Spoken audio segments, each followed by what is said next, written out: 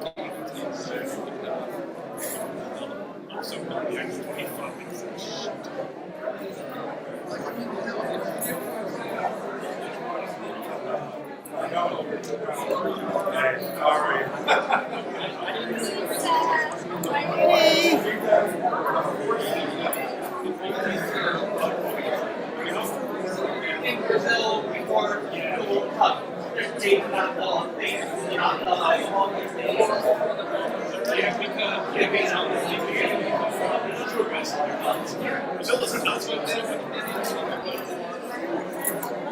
what's up, man? How's it going? Good. How are you?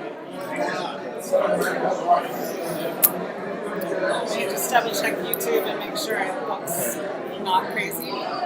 Were you able to find the clicker or the adapter for the clicker?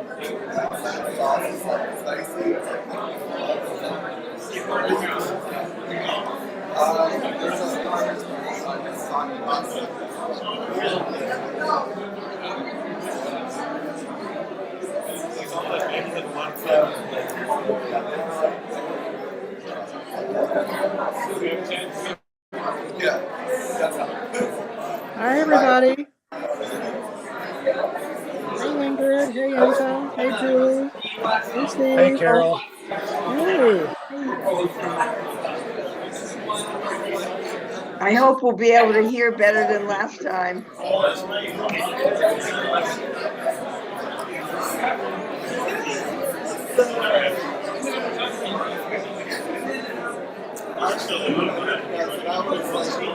Hi, Rachel.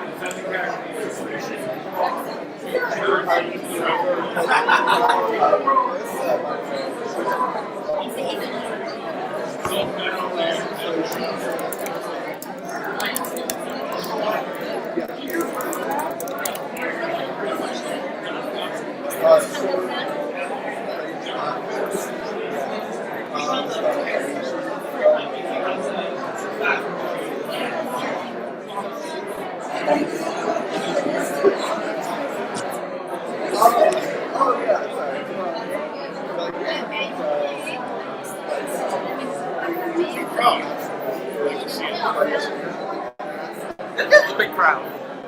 Good evening.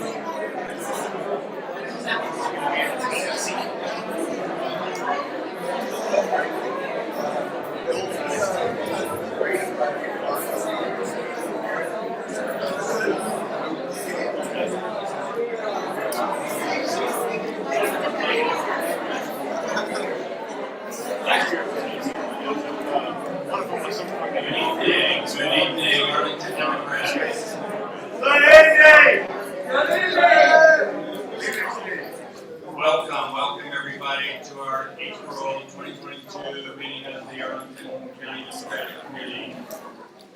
I want to thank everybody for being here today. It's been a really, really exciting week. I see Doug and Patrick Hope is here, at least temporarily. We know on April 4th, the governor reconvened the General Assembly by campaign ad. And the General Assembly had to go back to Richmond to approve the budget. Sadly, it was chock full of tax cuts, which are going to make the Democrats the fiscally responsible party again. The Democrats are in favor of the grocery tax cut, or at least some portion of it, and are in favor of some portion of the governor's rebate idea. But the gas tax cut is going to take a lot of transportation funds out of Northern Virginia, and that's why we as Democrats are in Arlington and in Northern Virginia fighting to make sure we elect great Democrats to represent us in Richmond and elsewhere. Other areas of news, Ketanji Brown Jackson is inching her way closer to the Supreme Court.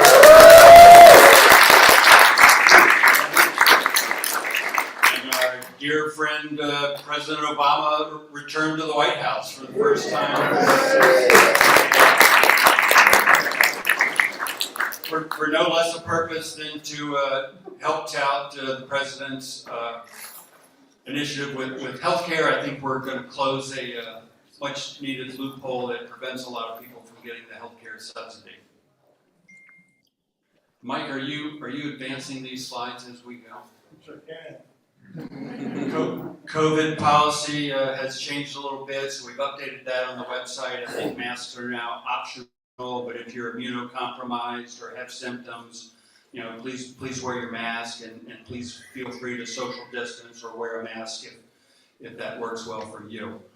Again, just want to welcome everybody to this meeting. Do we have any new people in the room today?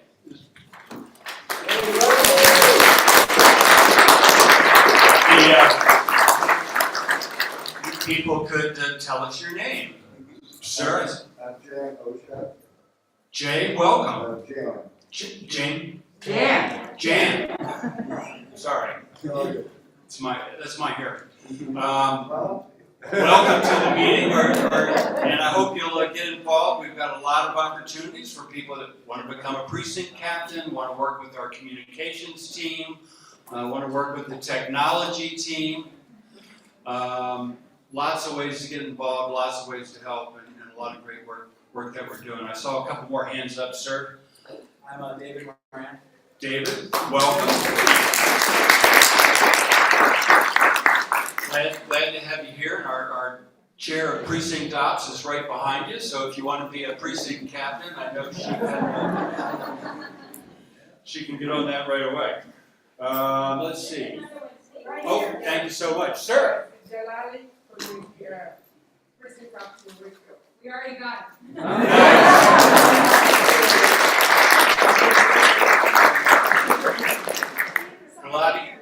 Galati, welcome, and that's how fast our precinct operations people are. Yes, ma'am. Hi, my name is Rachel. We got a year and a half ago. Thanks for having me. Rachel, thanks for being here. Let's see, Mike, next slide. Nope. Hey, just a couple reminders. Of course, our Blue Victory Dinner is coming up April 30th. If you haven't gotten your ticket, did anyone from the Blue Victory team want to say a quick word on that? Absolutely. All right. Yeah, come on up. Speak into the mic.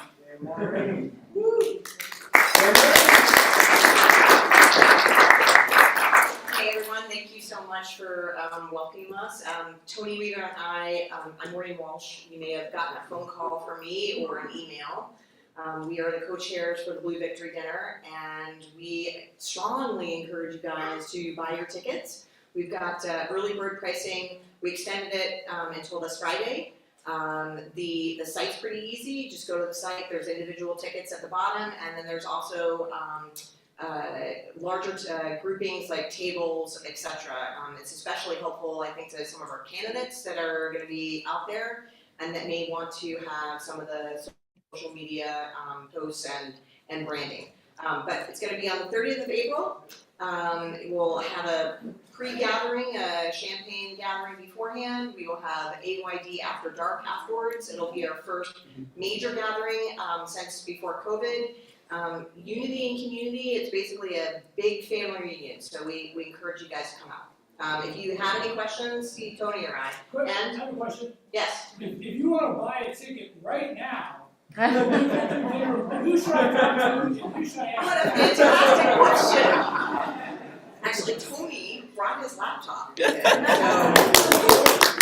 if you want to buy your ticket today, we can see you right after this meeting, and we'd be happy to set you guys up. Let me know. Yes. We'll get them purchased. Absolutely. Thank you. Absolutely, unity and community. I think that's going to be our theme for 2022. Awesome. Oh yeah, and while you're buying your ticket, remember the awards nominations deadline is approaching. Please definitely go to the website and make sure you fill out that form. We have so many great volunteers, so deserving. Your voice we need to hear it. Hey, there's a legislative update coming tomorrow, 7 p.m., put together by a lot of the great Democrats in South Arlington. That's on the Arlington Democrats calendar. You can go to our website, go to the calendar, and sign up for that event. So please consider doing that for tomorrow. Next slide. And if you're not done with that, then Saturday we've got from 9 to 11, our CD8 Democratic candidates are going to have a coffee chat at Busboys and Poets. You don't want to miss that. This is put on by our outreach committee and the AAPI caucus, Latino caucus, Business and Labor caucus. And I think I got them all. 9 to 11, come out if you can. And there we are in Spanish.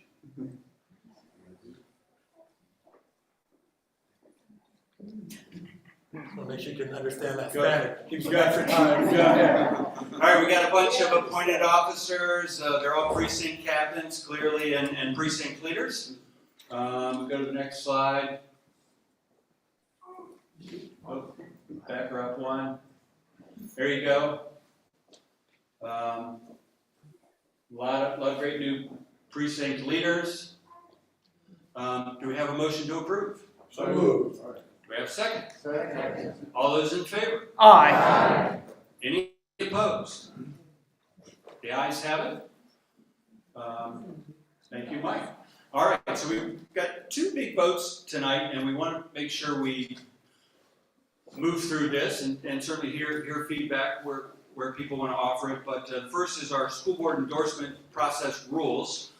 If you haven't been around, you know that last December we sort of, where we usually approve the rules, we kind of took a pause and spent the month of December kind of looking about how we do that process. Spent January doing kind of a community outreach process, and then voted at our February meeting on whether or not we were going to have a process. And the committee did decide overwhelmingly that absolutely we do want to endorse a Democrat for school board.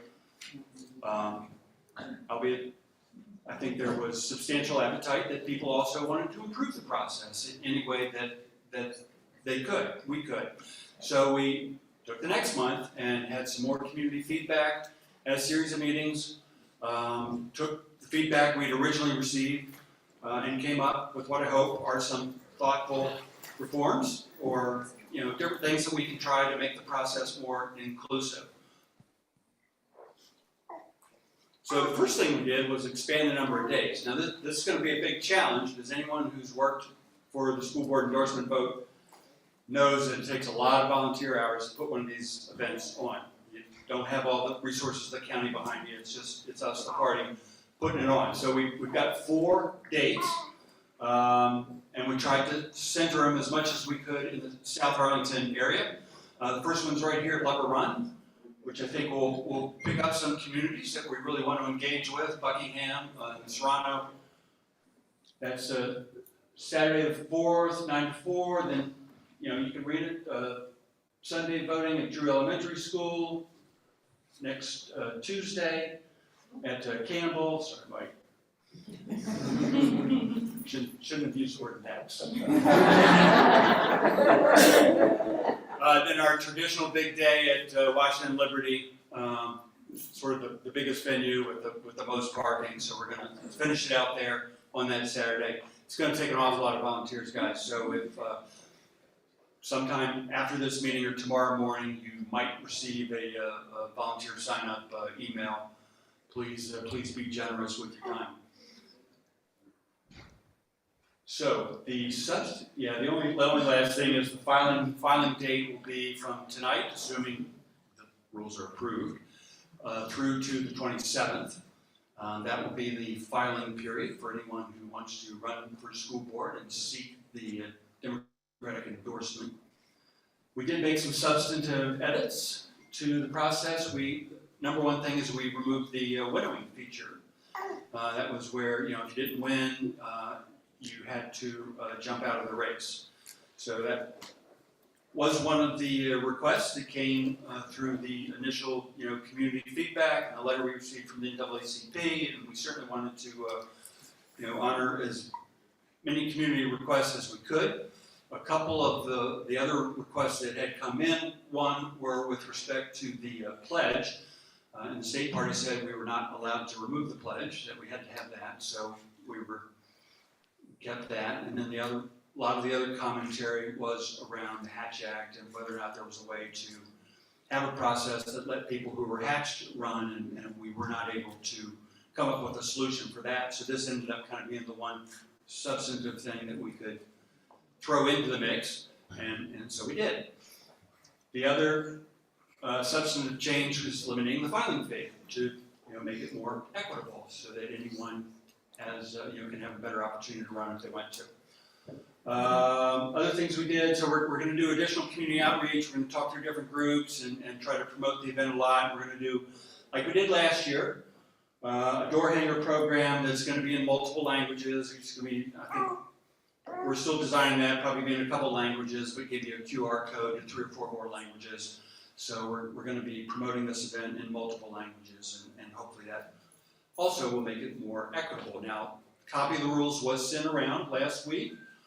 If you're on steering, you got it 2 weeks ago, and we are happy to entertain questions, or so where's our Sergeant at Arms?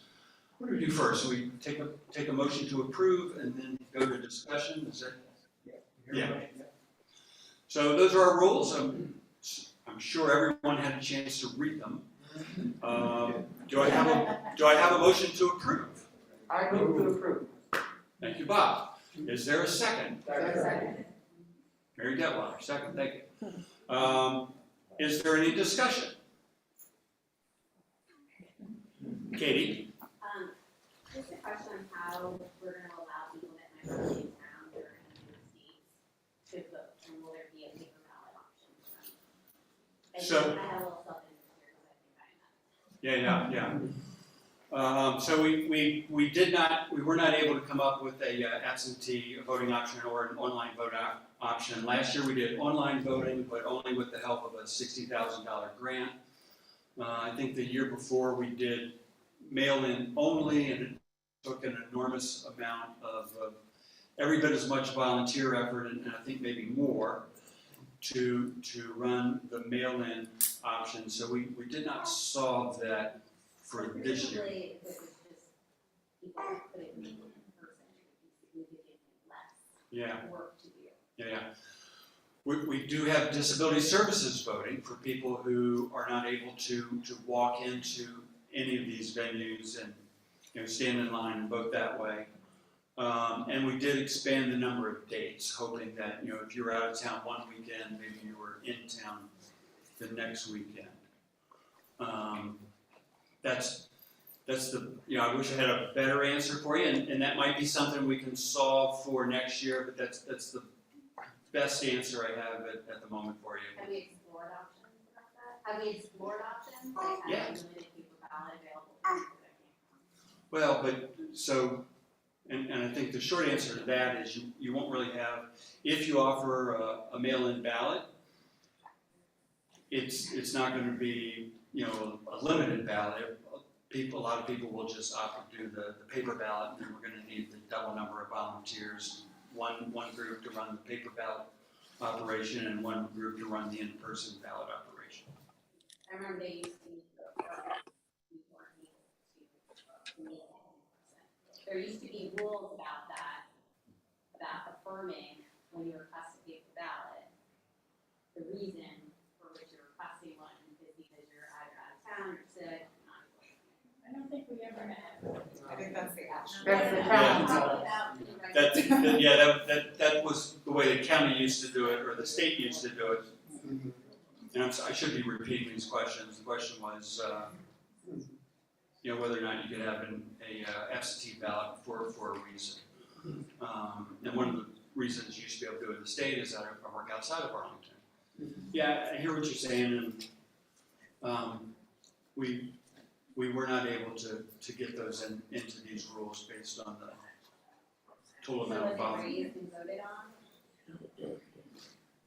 on? Within our school board rules committee, and the steering committee did, Approve it. Yeah. steering committee, right, last Wednesday, the No, steering I committee. meant the absentee part, you said you guys weren't able to put it in, so is that because it was decided not to be in? Because I remember I raised this during the process.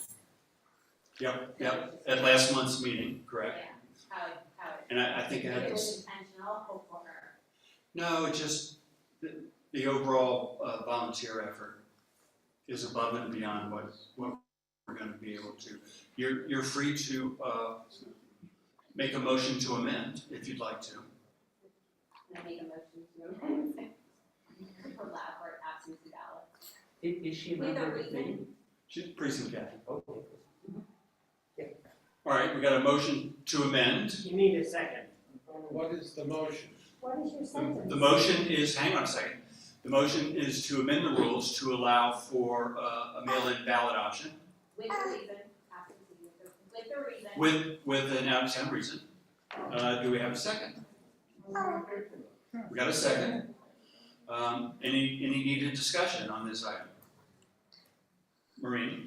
Yeah, my comment is that it is very logistically difficult to do that, and that this question has been debated and discussed many, many times for quite a long time in several different venues, and so I'll be voting against the amendment. Okay.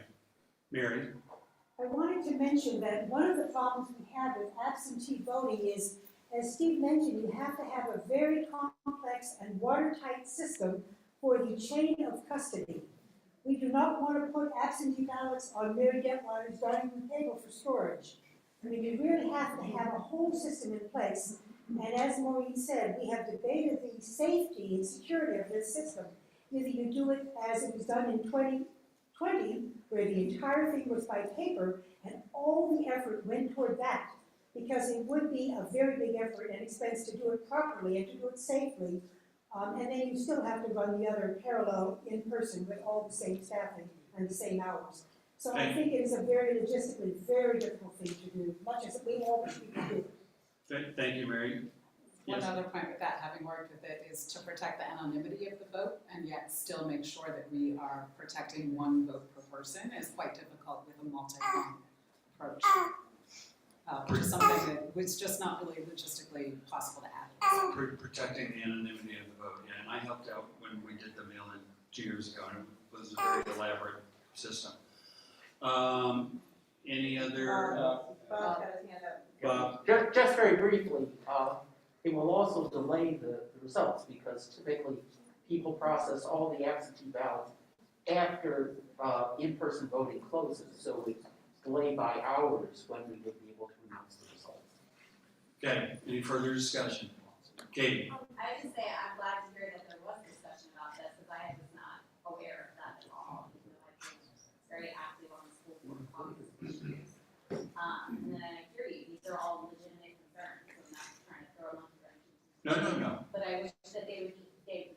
been discussed. I wish that we would have found a way to do it, and I think it is possible. I hear you on the volume, if everyone was using paper ballots, but I think there is a way to allow people to legitimately get a copy. And we would like to find a way. Yeah, I think most of us agree with you in the room. You know, we'd love to find a way. Kristen. Yeah, we did discuss this at the steering committee meeting that I recall. But I mean, to Bob's point, I think it would be totally possible, like the rest of the states were able to start counting absentee ballots on the, on an election day. So I think we could get through the ballots, before we have to count the last end of day ballot. Thank you, Kristen. Any others? All right, we've had a motion, we've had a second. Call the question. Thank you, Paul. And the question was, do we have a amendment to create a mail-in vote? So if you want to have a mail-in vote, you vote yes, and then if you think we do not have the ability to do the mail-in vote, then you vote no, just to make that clear to the group. So all in favor, we had a call to the question. But her question was absentee voting, not necessarily mail. Yeah, absentee with qualified. Absentee voting with qualified reason, correct, yeah. All those in favor of having absentee voting for qualified reason, please raise your hand. All those opposed? All right, the noes have it. Katie, that was an important discussion point, so I appreciate you bringing that to our attention and sharing your views on that. Any other discussion items for school board rules? Seeing none. Oh, we got one. I have a question about the use of the language instant runoff voting rounds. Yeah. It sounds like ranked choice voting. Yeah, absolutely. We've used that several times in the past for our local party process. And you can now use it in the county process. Okay, so when I think of instant, a runoff voting is for people actually vote. Like when, if it happened in Georgia when you have to. It's just terminal option. It means the same thing. It does not. There's an important difference. Okay. What is it? Instant runoff voting versus runoff voting, are they the same? No. No, because instant runoff, you mark your ballot all at one time. First, second, third, fourth. So that what you choice. said is the critical part. Yeah. Thank you. All right, any other questions? All those in favor of passing the school board endorsement process rules, please say aye. Aye. All those opposed? The ayes have it. Thank you, everybody, for getting us through this very important conversation. All right, we're not done, though. And I know we're going to have some motions on this one. Corey Barton is with us, and Corey's going to run us through our bylaws process. Corey, thank you so much. And then we'll do the same thing. We'll take a motion, get a second, open it up for discussion for people to present their points. Thanks. Good evening. I'm not that tall. All right, so yes, as Steve said, I'm going to be giving a bylaws update. If you were at the steering committee meeting last month, I walked through this a little bit, but I'm going to walk through this in a little, very mood-loving. Too much for us on here. Someone must have this. Somebody's me. All right. Don't worry, we'll get the mood right. Okay, there we go. All right, so before I get started, I just want to give a shout out to our awesome bylaws committee members who served tirelessly and who worked very hard on this update.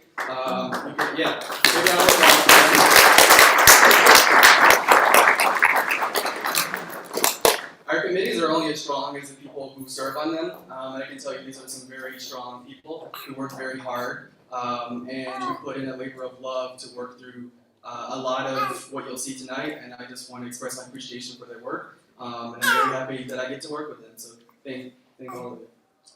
All right, so I just want to give you a snapshot by the numbers to give you an idea of our work. So the Bylaws Committee held a series of 4 meetings. Those were sometimes 3-hour meetings, and they were very gracious with their time. I really appreciate all the dedication they put into these meetings. We have 12 committee members who serve on the committee that represent a broad array of functional areas within the Arlington Democrats. And as you'll see in a second, there are 12 major bylaw revisions, recommendations that the committee is recommending that we adopt. We also received 28 comments from party members. As I said at the steering committee meeting last month, we are actively working through those comments. You'll note that some of those are not reflected in the bylaws that we're recommending tonight, and that is only because the committee still needs time to work through that. My philosophy, as I've told the committee, is that I think they should have the amount of time that they need to get it right, and so they are working, and they're working very hard. And you see a question mark here in terms of how many more meetings. Well, as I mentioned, it's as many as it takes. So that's a brief snapshot. To give you an idea of why we are engaged in this process, is the Democratic Party of Virginia State Party Plan requires us to go through this process after each reorganization, and that is what we are up to. We actually hit our 90-day mark, which is what the party plan requires. We hit that yesterday. They've graciously given us a one-day extension. So that is the state party plan requirements. In our existing bylaws, it notes who has responsibility for reviewing and recommending changes to the party bylaws. That is the bylaws committee. And give you an idea of the timeline of how we approached our work. As I mentioned, we had 3 different meetings. Those meetings were to serve the purpose of coming up with those recommendations. And there was an additional meeting held to receive and review feedback that was received from the steering committee as well as the county committee. As I mentioned again, I'll probably repeat this several times, you will notice that all of that feedback has not been reflected in the bylaws that we are recommending. That is because the committee continues to work through that, and we appreciate your patience. So what we have tonight is the steering committee has recommended that the county committee vote to approve these bylaws. They were presented to the county committee back in March 2nd, and tonight we hope to ask for a vote to approve.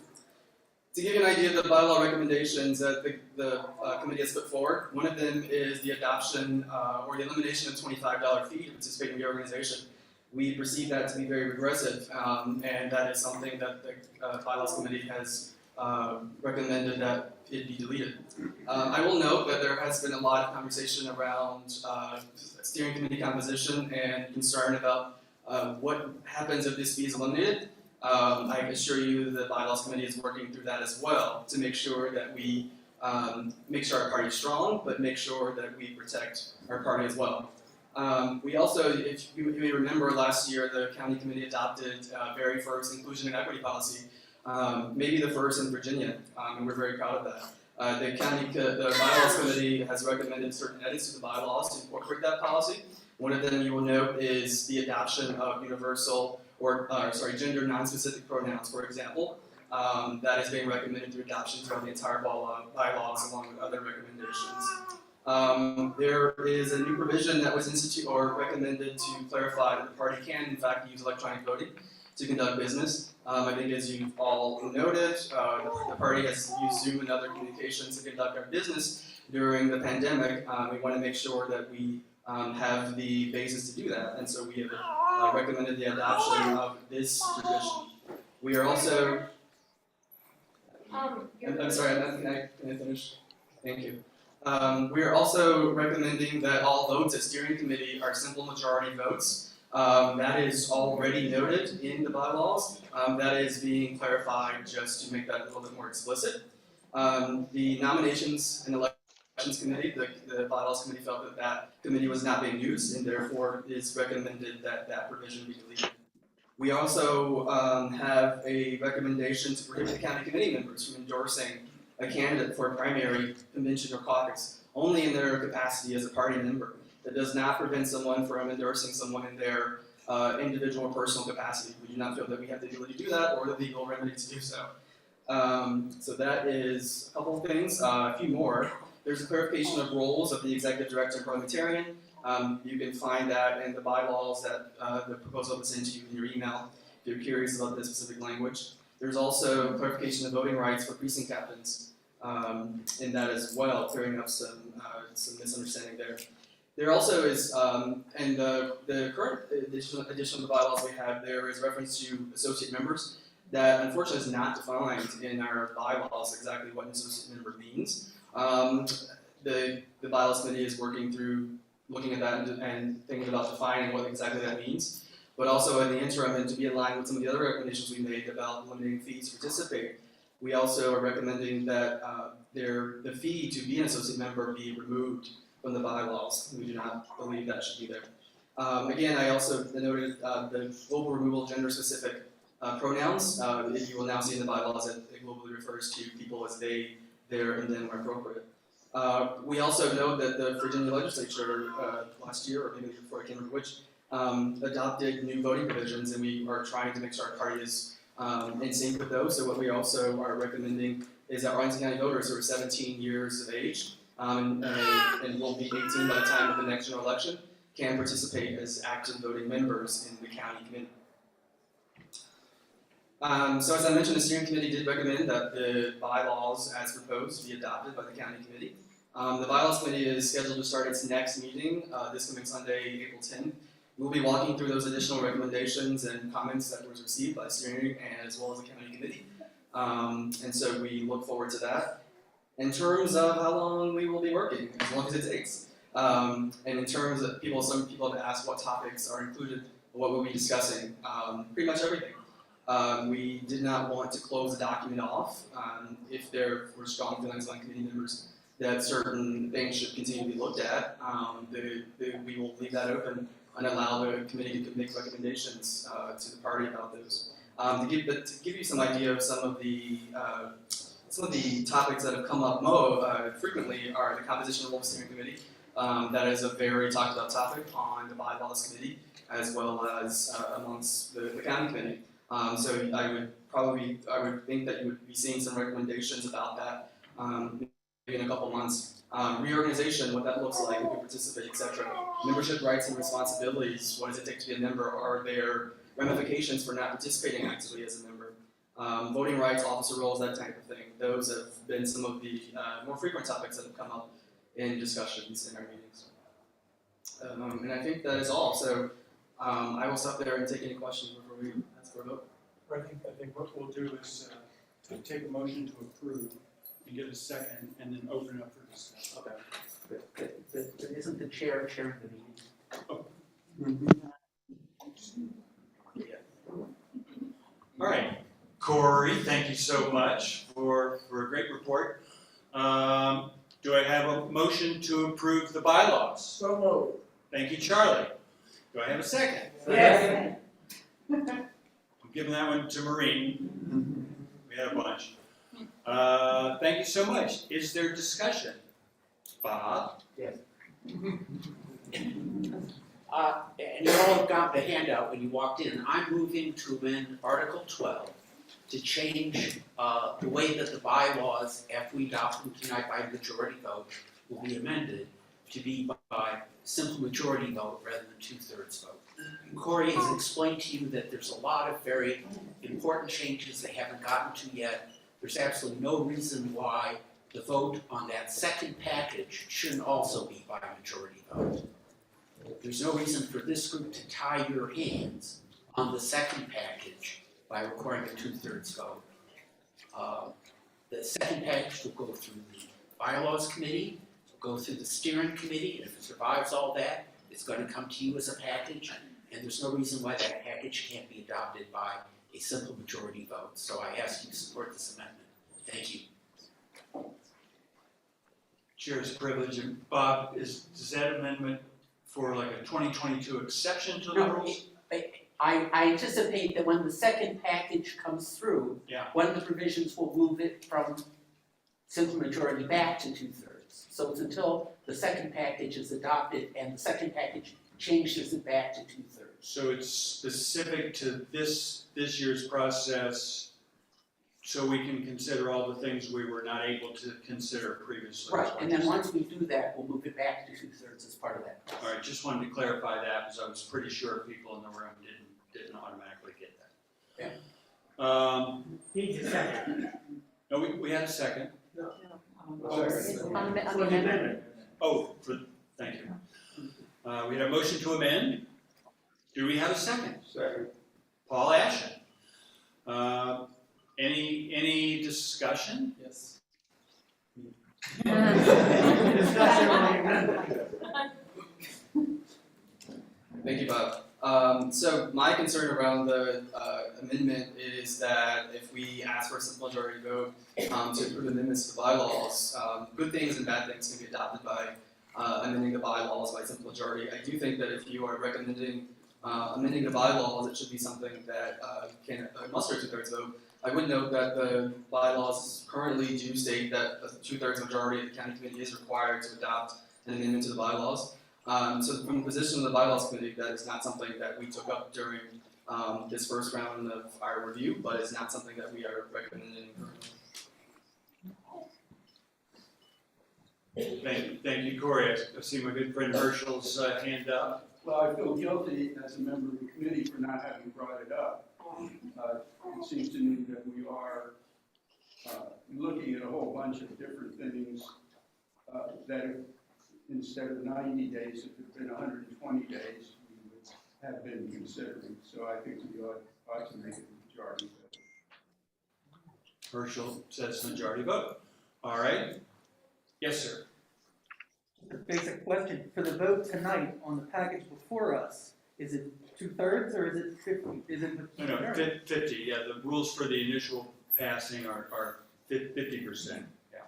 Always? Correct. Okay, thank you. Mike? I just want to point out, we're voting on the amendment, Correct. and it's a one-time change. Yeah. It's a one-time change for the second package. To consider the package that we had hoped to consider but did not have time to do so previously. Correct. Yes, sir. Well, if you're considering the second package, wouldn't it be the first time you're considering the second package? Point taken. Thank you, sir. Yes, ma'am. Just for historical sake, so this was before the steering committee, it was not. Sure. Just for historical sake, this was before the steering committee. The steering committee did not vote to recommend this. It's obviously confusing, and the stuff that's left, the reason why we haven't been able to tackle it, I'm actually part of the bylaws committee as well. There's a lot of debate around this. There's a lot of complicated issues that are probably going to take some time, and quite frankly, some of them, I don't know that I would be very comfortable with not 2/3 of the people voting with me, because we're going to have to back this up. And it's a simple majority is hard to back up. 2/3, you've gotten everybody along with you. So that's why I think this failed at the steering committee level. All action. With respect to it, I think that the problem is that this creates two classes of recommendations, two classes. The feedback that was able to be discussed before this meeting due to the party deadline. No fault to the steering committee, to the bylaws committee. You did a hell of a lot of work. It's just the time did not permit you to get to everything. So rather than creating two classes of feedback that was addressed in time and feedback that had to be put off, precisely because some of it's complicated. What happens now is that what's in that becomes the bylaw. So we have all those decisions, composition, reorganization, membership rights, voting rights, office rules. There are provisions in the bylaws that are going to be voted on tonight. But those have not had the full effect of the feedback that has been given to them. So what I see happening is that this creates two classes of feedback and two classes of propositions, some of which are privileged and others which need to get a little extra help. And I don't see, that just doesn't make sense to me, because you guys did great work, but you just didn't have time to absorb everything because of the party deadline. This is just eliminating what I think is an artifact of the party deadline. I don't know that it's just an artifact. Hang on, Marie. And I need to be repeating what people are saying so our audience on YouTube Live can hear. I'm sorry I'm not doing a very good job at that. That's my fault. Paul just spoke to the fact that we considered a very large package of things at the outset, and some of them got pushed to a later date, and that if we have a 50 and a 75%, we're sort of creating two separate classes, thank you, of amendments. I know I saw some other hands. Mary Detweiler. Yeah, I realize this is a unique thing in our minds right now because we didn't have the right time. But a part of me wonders if we would be setting a rather bad precedent if we were to go this route of doing anything that happens after the state deadline, then it becomes a special thing that we do. I mean, maybe 2 years from now, we say, well, we'll make the easy, the low-hanging fruit changes, and we'll get them done by that deadline. And then all the more controversial things will push off until later. That package will also be voted in a different way. I just think that maybe we're setting up for what could be a precedent later. I feel more comfortable.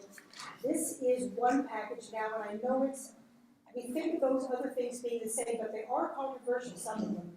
And I would also be more comfortable having the two-thirds vote for that, and it comes in as a whole package.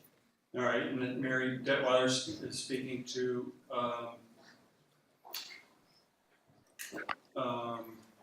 summarize that, Mary.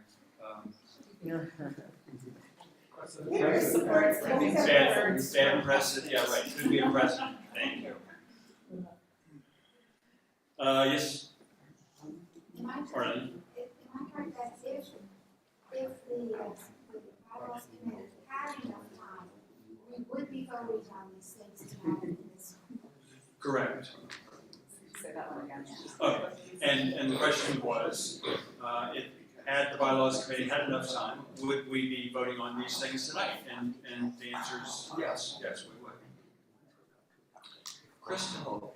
Thank you. I'm the secretary, and at the steering committee meeting, there was not a roll call vote taken, and there was approximately 41 members of the 82 members in the steering committee, which is very large and unheard of in any of the committees I've been. The vote was actually for the amendment to go to the majority rules. The vote was 22 no, not adopting the amendment, 12 yeses, and 7 abstained. Additionally, there were at least 3 people who were not voting members attending, and because we did not have a roll call vote, I'm not sure of this status. So it would be questionable to say that it was an overwhelming when it's 19 to 22 and 3 questionable participants. All right, so, and Kristen, I'm going to repeat that for the crowd. That was with respect to the steering vote for the amendment to revert to the 50%, it was 22 were against, 22 no's, 19 non-no's. 19 yeses, and Yeah, the stage vote, yes. Well, yes, it's 7, but we don't know who those 3, where they. 12 yeses, 7 abstains. Right, but to say that it was overwhelmingly approved, it was less than 25% of your committee. Got it. It was only 50% of your steering committee. Got it. Thank you so much. No, nevertheless, it did, Yes. it did pass. Hang on. Yes, sir. Would it be possible to just put off the vote on this package until the second package is ready? No. No, there's a requirement by the state party that we approve a package tonight. So we got a couple thoughtful amendments. Technically, if it doesn't pass, we have nothing to distribute. It doesn't pass. Well, we have a commitment from the with the state party that we would be sending them our results tomorrow. But if it doesn't pass, you don't have to send it. Right. Thank you. I think we've had robust discussion on this. Got a call to the question? All right. Well, we have a call. We'll allow, but you had your hand up before there was a call to the question. Thank you. I just wanted to say that this is a process and that it's a one-piece process. So that just because it got extended, then we should keep whatever the vote rules are for this one to the next one. That's the only thing that makes sense. Okay, great. Thank you, Andrew. All right, so this one's not a game changer, folks. It's very simple. So either you know, we've got a second package of things we're gonna consider. If you think we should be able to pass that with a simple 50% majority, please just vote yes. And then we gotta call the question. Can we clarify Yeah. the language? The language is on the handout. I'm not sure everyone has that. You just mistake. Can you read just the language into the microphone? All right.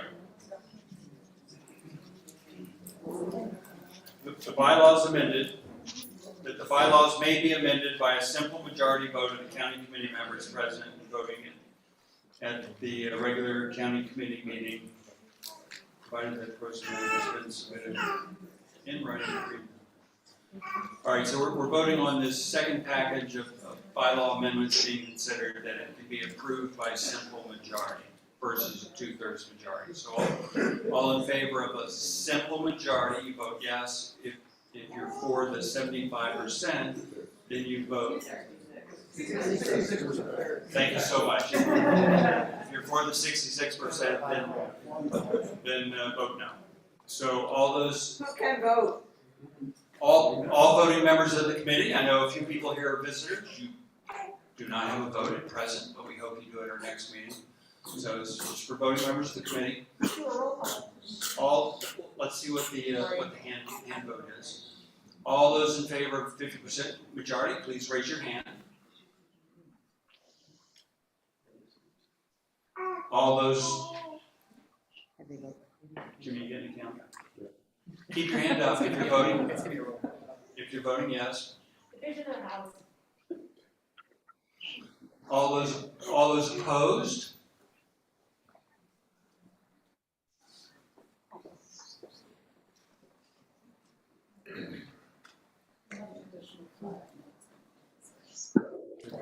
What's the online? 5 minutes. Oh,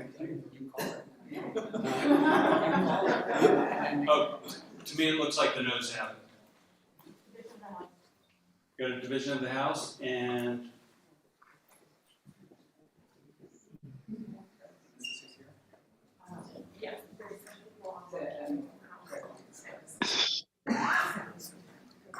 please bear with us. You have to be a member of the committee, so you have to be a precinct captain or an office steering committee member or a precinct captain or two major categories. Democratic elected officials, members of the district committee, deans, members.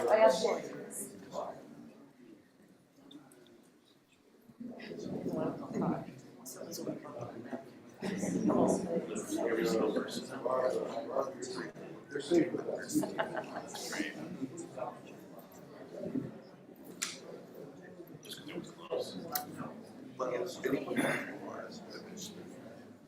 All right, I'm going to do it from the. I'm going to do the division of the House from the podium. And I'm just going to go down the list. Alexander Ritchie. Did you not? She abstains. Okay.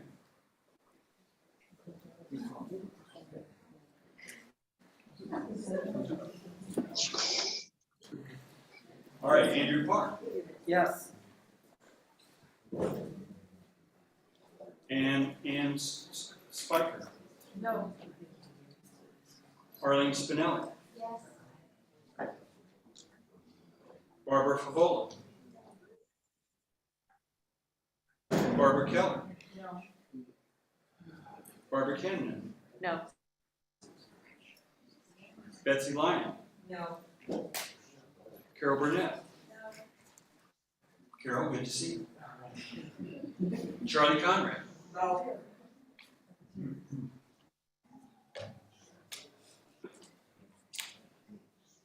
Corey Barton. No. David Van Wagner. No.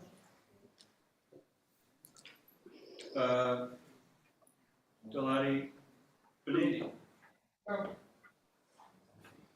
Evan Weinberger. No. Fran Jackson.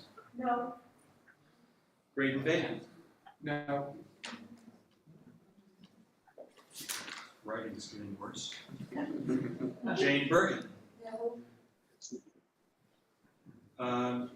Jen Scholl Hartogs. No. Judy Collins. No. Katie Sunderland. No. Kevin McCaffrey. No. Kip Malinowski. No. Scott Michelati. Yes. Kristen Hoffman. Yes. Laverne Langhorn. No. Good to see you, Laverne. Luisa Balser Concepcion. Oh, you were there. Maureen Walsh. No. Marie Van Ness. No. Mark Perlman. Aye. Thank you, Mark. Mark Teal. Abstain.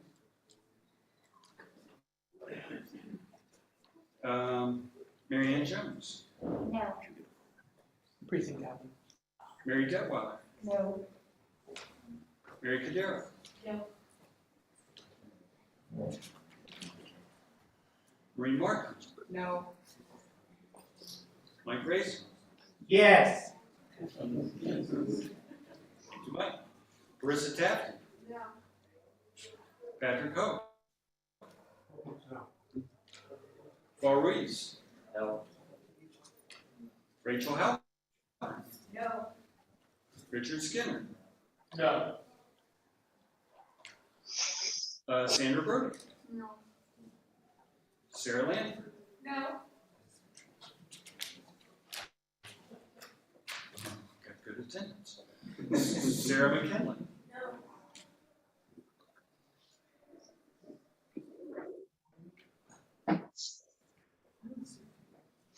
Stuart Scott. Yes. Susan Landfield. No. Takas Karen Thomas. No. Tony Weaver. No. Vidya Atu. No.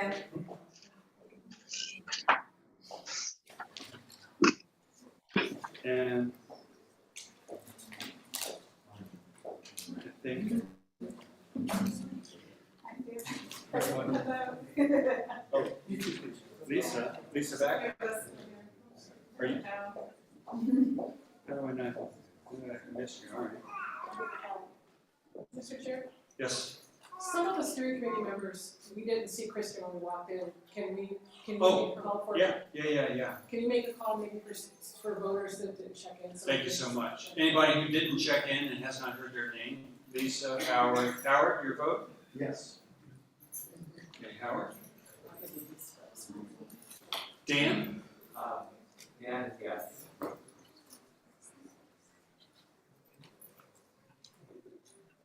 Yes, sir. Eric? Right. And I'm sorry, what was the vote? Yes. Aye, okay. Yes, ma'am. Susan Tatum, no.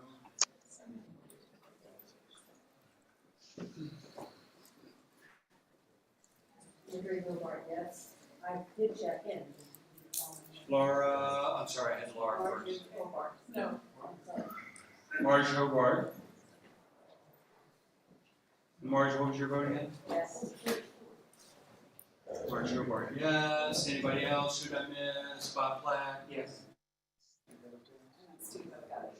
Bob Platt, yes. What's the online? 4-6, no? Steve Wharton. Oh, Steve Wharton. Okay, right. And then Carol Fontaine, no? Steve Duffy, no. Cheryl F, no. Rachel Fontaine, no? Rachel. Dio and Tomorrow. John Hastings, no? John. All right. Tommy Moore, no? And I have two more, Julie Atkins, yes?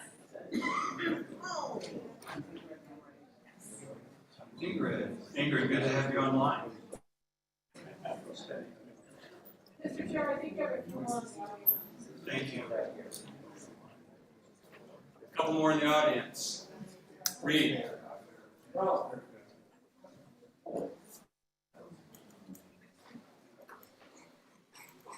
Paul Ashton. Yes. Paul, yes. I'm not sure about. Paul Ferguson. Yeah. One over here. Herschel. Yes. Yes. Who else? Yes, sir. Kevin. No. Kevin, no.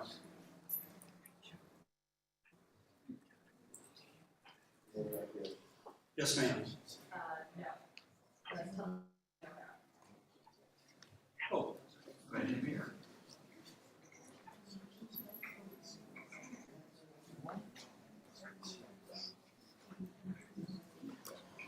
Anybody else? Singita? Yes?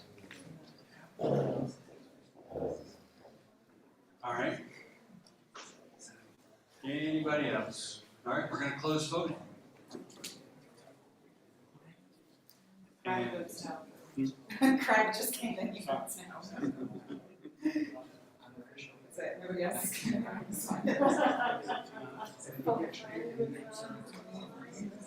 Yeah, yeah.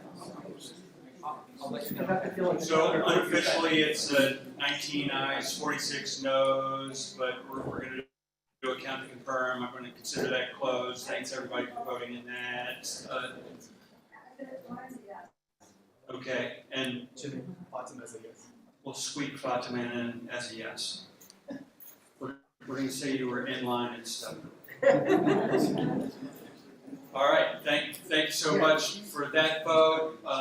Still talking about bylaws. Are there other issues that people want to bring up with respect to bylaws? And just, you know, we are going to continue the process on, so just give us the good stuff tonight, and we do want to vote on the whole package at some point, but I know we, Paul, was your hand up, or no? Andrew? What we're voting on are the 12 recommendations that were passed out at the last meeting, is that correct? We're voting on the entire proposed bylaws, and you should have that in your email. So These are the major things that were revised. But there are other topical changes that were included in the major list of recommendations. Okay. With regard to the 12 that we were given last meeting to look at, do we go item by item, or how, to make comments, how do we make comments? No, and I think we've already taken a motion to approve the bylaws, so we're going to vote on the whole bylaws document. Can Andrew make his comment? Can I make discussions on individual points, or? If you have individual comments you'd like to make, please make us aware of those. Okay. I'm concerned about item 2, the change that was made had to do with section 3B2 that adds is a Democrat to the 3B2 is a Democrat. All right. Is a Democrat to who is, let's see, eligible to be chair of the county committee. Well, whatever their responsibilities are. Be on the county committee, I think, isn't it? Or what does that actually say? You read it to me. Any person who is a resident of Arlington, of voting age, is a Democrat, subscribes to Democratic principles, and files a duly executed certificate of eligibility with the chair, is eligible to hold an elected, appointed position on the county committee, and thereby become a voting member of the county committee. Okay. So my questions are, I've filled out that form since 2016, and it didn't say is a Democrat. Is there a definition of is a Democrat? Believe, if you go by the state party plan, it believes in the principles of the Democratic Party. Okay, that's what it used to say, and why change it then? Why are we changing it? It's hard to Or what does the change mean? Discussion in the back of the room. Yeah. Yeah, if we could keep the discussion down in the back of the room, that would be helpful so everybody else could hear. Thank you. I'm curious, if what you just said was subscribes to the principles of the Democratic Party, that's what it's always said, that's what it previously said. what is a Democrat, what does that gain us that's different? Go, please. Yes, we believe that if you want to participate in the Democratic Party, you should be a Democrat. That's why that provision was added. I think there was some clarification made to make it pretty clear that we want people who are Democrats supporting the Democratic Party.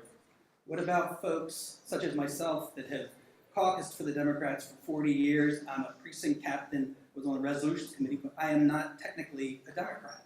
And there are large portions of that, and we were included previously without this language, but this language seems to exclude us. Am I reading that correctly? And so it does also say subscribe to the principles of the Democratic Party, so I'm still okay. you're good. Great. I had one other point, unless Please. I see in point 7 when it's talking about section 7C, it's changes to, it currently says there is no requirement of a quorum for the ACDC steering committee. Now they want to add that any vote of the steering committee to approve or disapprove any matter shall be determined by a majority vote of the members of the steering committee present and voting.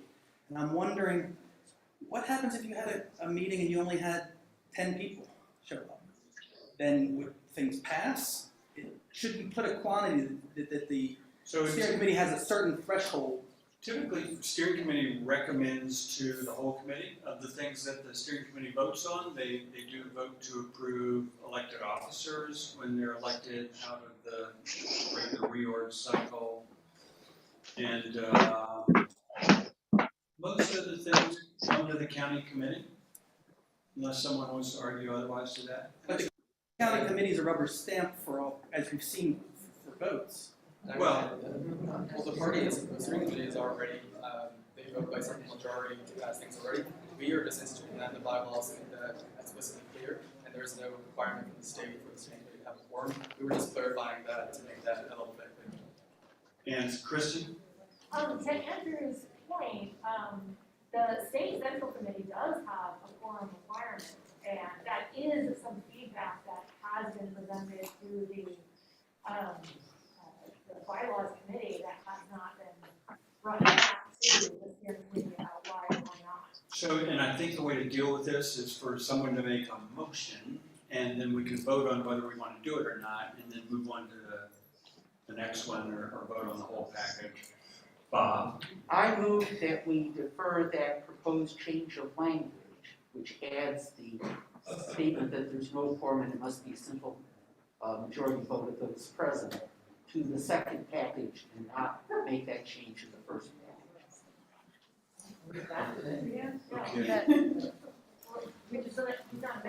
So just to be clear, the steering committee already does not have a requirement.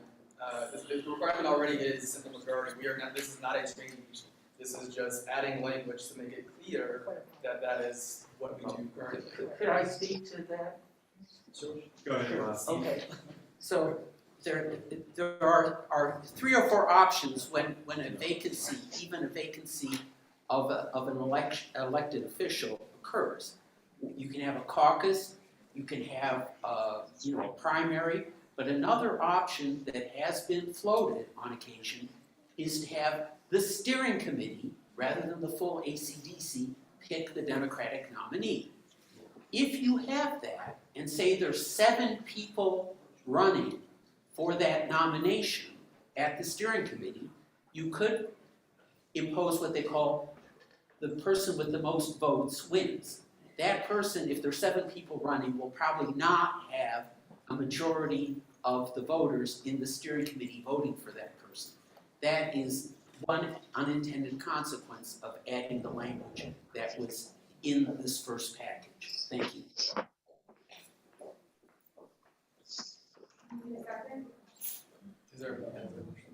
All right, so we have a motion to defer that decision to the second round. Do we have a second for that?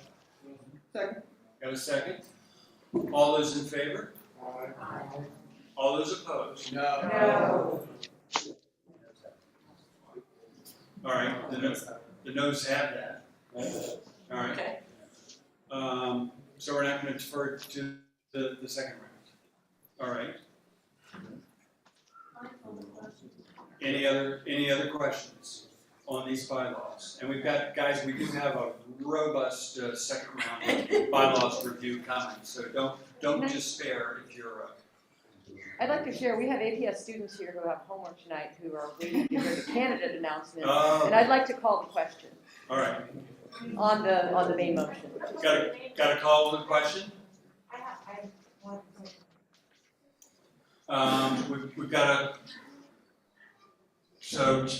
We've got a call to the question, which is in order, and we're going to take a vote. Go ahead and take a vote on the whole package. I think the call to the question needs a second. Second. No. And I don't think the call to the question does need a second. That's fine. Let's vote. And you will allow somebody else's. All those in favor of the bylaws, please raise your hand. Aye. All those opposed? And thank you for our opposed votes, and please do take care that we are going to address many of the things that I know you do want to talk about and do feel very passionately about. We will take those things up in the second round, and I hope you will keep engaging with us to make sure that we do have those conversations to your satisfaction.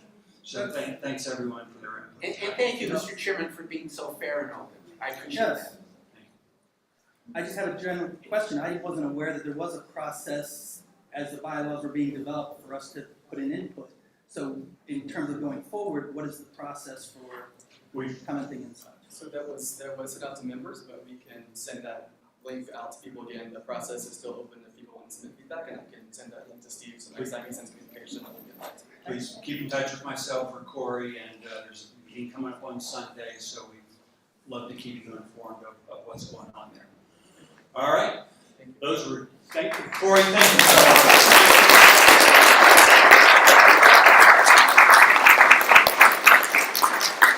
Where's Mike? Did I lose Mike or? Mike. He's here somewhere. Huh?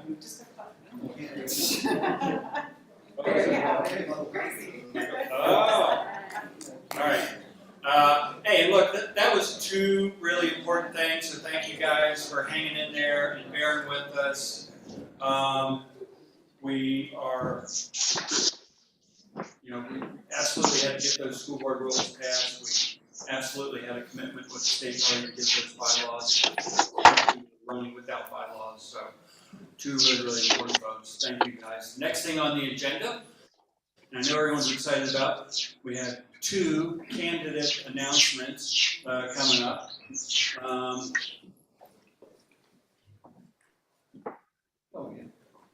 Okay, sure. We did. I just want to, everyone, if we could give Corey Barton a huge round of applause. As you can see, this is democracy in action. This is what democracy looks like, right? The process has not been easy. So Corey, thank you so much for all you did to lead this process. Absolutely. Thank you again, Corey. We have not determined candidate order. Does anyone have a coin on them? Nobody has a coin anymore. Question, what is a coin?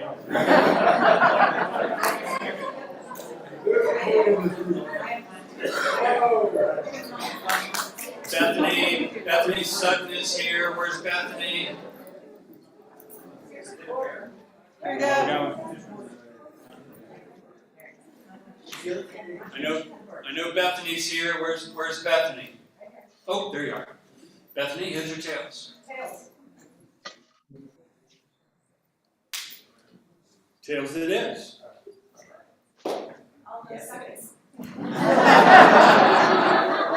You'll go second. All right, Mike, I need you.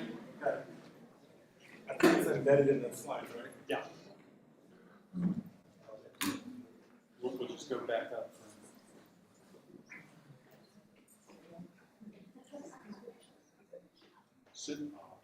Intro by Brandon Clark's wife, followed by Brandon Clark. The timing's a little bit off, but I think it totals 5 minutes, 6 minutes.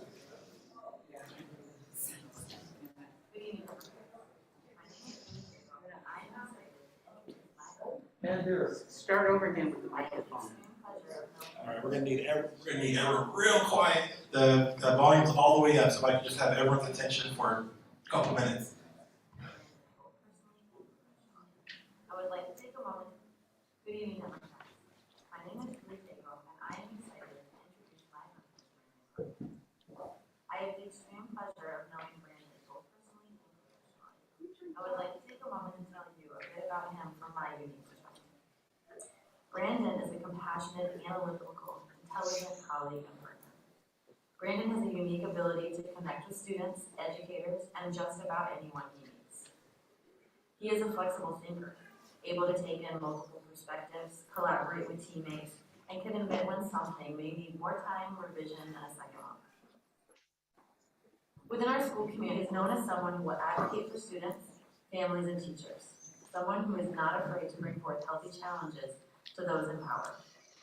He cares deeply about doing what's best for students and teachers, even if what is best may not be in keeping. Brandon is a learner, not surprising as an educator, but he is indeed someone who seeks to understand. The more information he learns, the better human he becomes. When the COVID shutdown first occurred in 2020, our school was in the beginning phases of its equity journey. As a way to continue the work, our school offered a book study of white fragility in order to better understand ourselves so that we may improve our teaching. Brandon signed up. He embraced this uncomfortable experience, examining his own privilege so that he may be a better educator. You're supposed to song. Coincidentally, this is the place where we met, so I'm doubly glad he decided to join.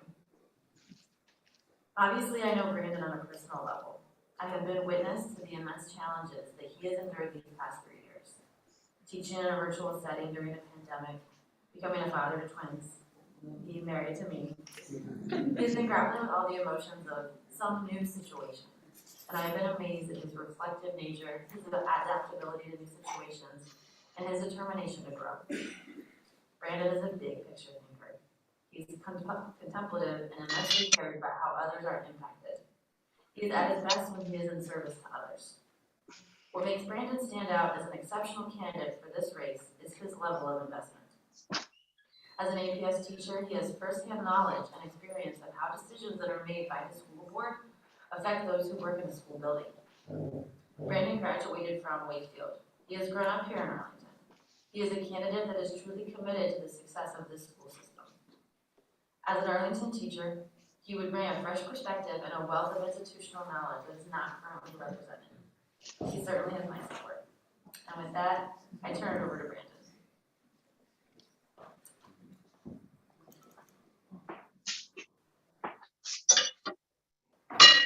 Good evening, Arlington Democrats. My name is Brandon Clark, and I'm running for school board in Arlington County. I'm here tonight to seek your endorsement in this November election. I wish I could be there in person tonight to deliver these remarks. Unfortunately, I tested positive for COVID-19 today, and I need to quarantine. But I didn't want to miss the opportunity to share a little bit about myself with you tonight. I also want to thank my wife for her wonderful introduction. She's a loving and caring partner and mother, and a truly remarkable person. I would not be here without her love and support. I just want to briefly share my viewpoints and the reasons why I'm running, my whys. There are 4 main areas, or 4 points, that are going to be a drop of my campaign. One is we need an APS educator perspective on the school board. Parents have their representation and voice on the school board right now, and that's important and valuable. But we also need a teacher who understands how the policies and procedures of the school board are really truly implemented in the school system. Second, finances and budget. I think we need to be a little bit more strategic and flexible with our finances. We need to focus on areas like teacher compensation, technology use. We also need to focus more on our capital expenditures. We need a plan before we spend the money. We also need to have a rapid reserve of resources that can be strategically deployed when things are needed at particular school sites. I also believe we need to continue the progress the school board has made. We made a great stride in equity with hiring our Equity and Excellence Director. We also need to focus more on teacher compensation. Even with the strides that the school board's making this year, we're still going to be in the middle of the pack with our regional cohorts. We also need to focus on the education in respect to socio-emotional. I can tell you firsthand as a teacher, last year was hard on students, and they have manifested in different ways that I never thought possible, and we need to focus on that. We need to focus on that in the school system. We also need to be better at communication. We communicate a lot of things, but it's really hard to sift through all that information. I believe we need to have a strategic communications page that is separate from our landing page on APS. It needs to be a one-stop shop for information for students, parents, and teachers. Finally, I believe that we can succeed if we focus our efforts. If we listen to our teachers, if we listen to our school staff, they know how to make things better. They understand the struggles and the challenges and the solutions that can make education to be such a great, great aspect of our community.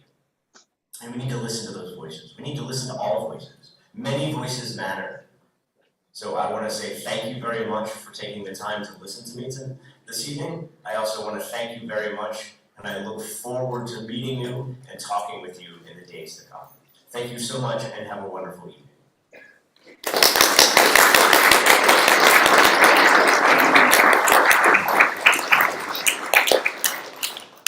Thank you, Brandon, and hope he feels better and gets better from COVID. Bethany Sutton has someone to introduce her, and I think I recognize that person. Hello, Steve Baker. Hello, Arlington Democrats. Hello, Katie! Yes, it's so good to see you all. Good evening. So nearly a decade ago, before I ever stood before you as a county board member, a county board chair, or a candidate, I was a volunteer at an incredible Title I school in Arlington. And I showed up at a PTA meeting to see if there were ways I could help, and I met a warm, thoughtful, strikingly effective PTA vice president who had lots of thoughts about how I and others could help. And in the years since, I have watched Bethany Sutton and all of her ideas about how she and others can help first change the Randolph community and then the whole APS community for the better.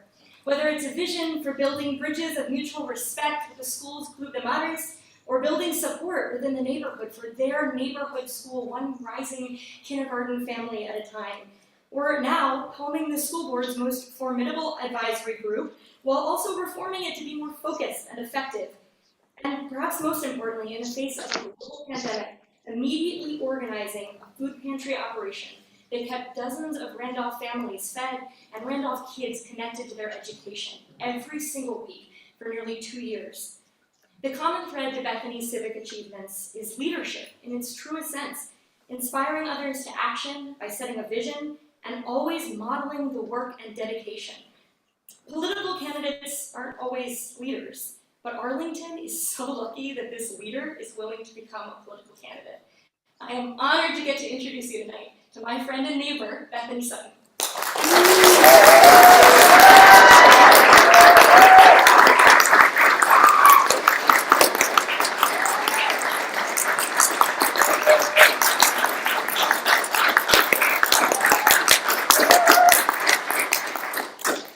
Can I just go home now? Thank you, Katie. Thank you all so much. I am so pleased to be here this evening to announce my candidacy for school board. I'd like to talk a little bit quickly about what energizes me and motivates me to seek this role. I care tremendously about student learning. Each student brings unique assets to school with them every day. And I am hopeful that we can have a school system that provides high-quality learning experiences for each and every student, especially those who historically have been less well-served by our schools. As a school board member, I want to dig deep into the inequities in our system and figure out how we can make meaningful progress on systemic issues related to students' academic achievement. I also care deeply about the health and well-being of our entire community. We have a mental health crisis among teenagers. Younger children also are struggling, as are parents, teachers, and staff. We need to provide a supportive environment in our schools that is intentionally attentive to everyone's health and well-being. Moreover, in order to make meaningful progress on students' academic learning, we must attend to their social emotional development and the skills they need to master for life. We have been through a period of tremendous disruption, and we need to pivot to better support our students' needs. The good news is that in Arlington Public Schools, we have a strong foundation in academics and many other areas that are meaningful for students, such as sports, theater, music, internships, service learning opportunities. In the past month, I have talked with teachers, staff members, parents, students, and community members. And as a member of the school board, I will continue to seek out a broad range of perspectives so that we can chart a steady path forward that will help students benefit from that strong foundation and prepare them to be successful, well-balanced lives. As an APS parent for nearly 11 years now, I have come to understand how powerful our community can be. You want some more food? If we fail to embrace and engage the whole of our community, we will always fall short of the ideals we hold as well as critical metrics for education. My daughters, now in middle school and high school, attended Randolph Elementary School, where I served for 7 years on the PTA board. Randolph showed me the transformative power of belonging. Belonging is an enabler of achievement and growth. It is made possible by intentional commitment to diversity, equity, and inclusion. To fully realize that commitment, we have to build greater trust in our system, we have to increase transparency, and we need stronger and clearer communications. APS has room to grow in these areas, and they are critical to having all members of our community feel like they belong in our school system. I hope we share a common vision for our public schools. Although I didn't set out this path specifically, it seems I have been preparing for a role like this for a long time. For more than 30 years, I have embraced the progressive values of the Democratic Party. Arlington has been my home for more than 20 years. My professional background is in higher education and leadership development. For the past 4 years, I have served on the APS Advisory Council on Teaching and Learning, which I currently chair. For 2 years, I have run the food pantry at Randolph, which has been an extraordinary grassroots effort to feed children and their families during the pandemic. I also currently serve on the Arlington County Food Security Task Force and the Columbia Pike Partnerships Community Advisory Council. I believe that I have the breadth and depth of experience to serve effectively as a member of the school board, and I hope to have your vote in your endorsement of my candidacy.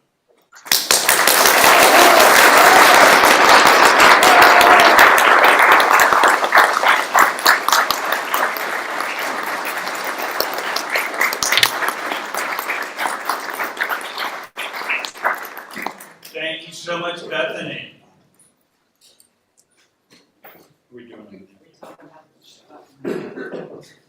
Do you want to remind people when the deadline is to file? April 27th is the deadline. Actually, we did have a resolution for 2022 House Delegate elections this year that was recommended by the steering. Can we go ahead and take a vote on that real quick? I move the resolution. Do we have a second? All those in favor? Aye. Any opposed? Or say the ayes have it. Maybe one opposed? Oh, and I have the language there. All right, so the last thing on the agenda is the breakout sessions. Please. We approved the bylaws, yeah. All right. Steve, Andrew. 8th District reorg? Yeah, the 8th District reorg. You don't want it? Okay. We're out of time. Andrew, I want to connect you with Maria. She can answer your questions. Sorry we ran out of time on that. We've got just as much time, so we're trying a new thing. We're trying something new this month. We're going to have breakout sessions. I want to see precinct operations in this corner over here. Sarah's waving her hand. If you want to stick around for the breakout sessions, please do so. YDs, where do we have our YDs? If we could have the YDs in the corner back there. We've got Beyond Darlington over here. Voter support in this corner. And outreach, front and center outreach. And we got about 10 minutes, guys, and then we're going to have to get out of here.